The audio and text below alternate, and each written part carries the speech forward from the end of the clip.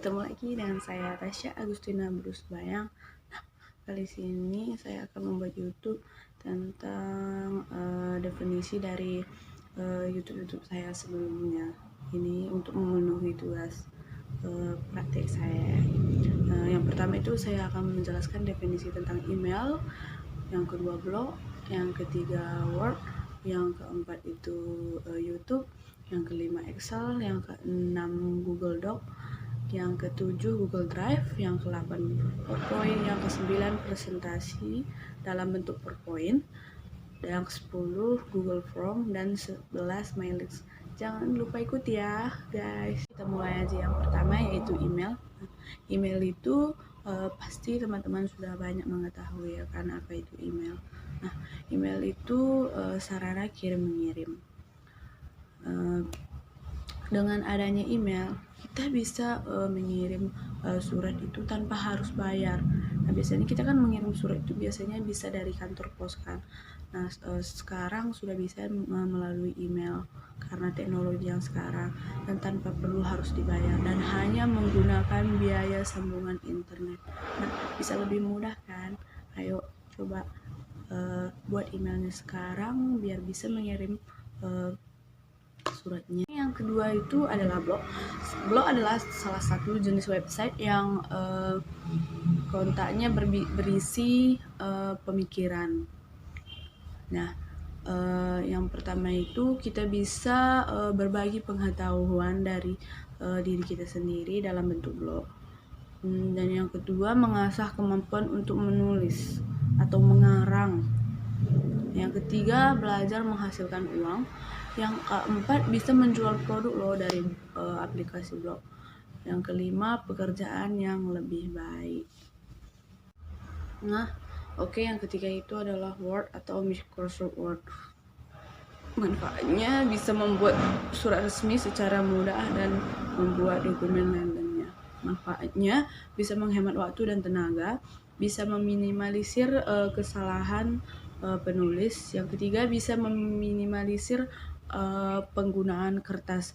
Nah, di Microsoft Word juga kita bisa mengeditnya lebih mudah, dan kita bisa membuat makalah juga dari sana. Ya, masih banyak lah fungsinya. Keempat itu adalah YouTube. Yang saya ambil definisinya dari YouTube adalah YouTube itu sarana untuk menghibur dan mendapatkan informasi, dan bisa menambah pengetahuan banyak orang. Yang saya lakukan adalah membuat video-video di YouTube yang saya ketahui, yaitu seperti saya yang bisa mengetahui tentang penyakit asma yang sebelum-sebelumnya, dan bisa mendiagnosanya. Yang kelima, Excel dengan mempelajarinya kita bisa membuat dan mengedit, mengurutkan dan menganalisis atau meringkas data. Bisa juga melakukan perhitungan aritmatika dan statistika. Bisa juga membuat catatan keuangan dan macam-macam grafik yang lainnya lebih mudah. Jangan lupa kunjungi ya YouTube saya. Yang keenam itu Google Doc. Nah, dari Google Doc kita juga dapat mengedit file-file tanpa aplikasi, dan memiliki kultur pemeriksaan ejaan yang sangat membantu dan bisa memudahkan pekerjaan kita dalam hal mengedit. Yang ketujuh yaitu Google Drive. Selain dari sarana menyimpan file data, dia juga bisa membagi file secara privasi atau umum kepada khalayak banyak, dan menjadi alternatif bisa menyimpan dalam HP jika kawan-kawan sudah kepenuhan memori. Kita juga bisa menyimpannya di Google Drive loh. Nah, itu saya ketahui dari Google. Yang ke-8 itu adalah PowerPoint. Biasanya kita membuat PowerPoint itu dari komputer. Nah, sekarang kita bisa mendownloadnya dari HP aplikasi PowerPoint, dan lebih mudah lagi bisa dibawa kemana-mana. Misalnya laptop kita kehabisan baterai, kita bisa membuat PowerPoint dari HP kita. Dan itu persentase di aplikasi PowerPoint. Nah, dari aplikasi PowerPoint yang sudah kalian download, kita bisa mempresentasikan hasil dari yang kita buat, yaitu dengan cara membuka PowerPoint dan membagikannya kepada teman-teman.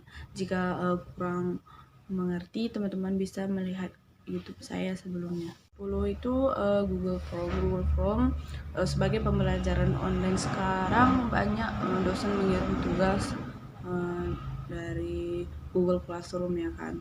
Terus fungsinya sebagai wadah pengumpulan tugas dan bisa mengumpulkan data siswa, dan bisa membuat formulir pembelajaran online untuk media pembelajaran seperti sekarang, yaitu pelajaran daring. Itu mailing sebagai alat yang memungkinkan komunikasi antara sesama pengguna dan dapat menyelesaikan pekerjaan dengan lebih mudah. Itu contohnya bisa membuat banyak surat lebih mudah, dan mudah juga dalam mendapatkan informasi terbaru dari mailing list tersebut. Nah, teman-teman, sampai di sini aja pembahasan tentang ke-11 yang saya ketahui tadi. Jika teman-teman kurang mengerti, mohon maaf. Di sini saya juga masih belajar untuk mengemukakan pendapat saya di channel YouTube saya. Nah, jika ada kesalahan kata atau pengucapan saya yang kurang baik, mohon dimaafkan ya. Selamat pagi guys. Jangan lupa like, comment, and subscribe my YouTube saya, Tasya Agustina Brusbaya.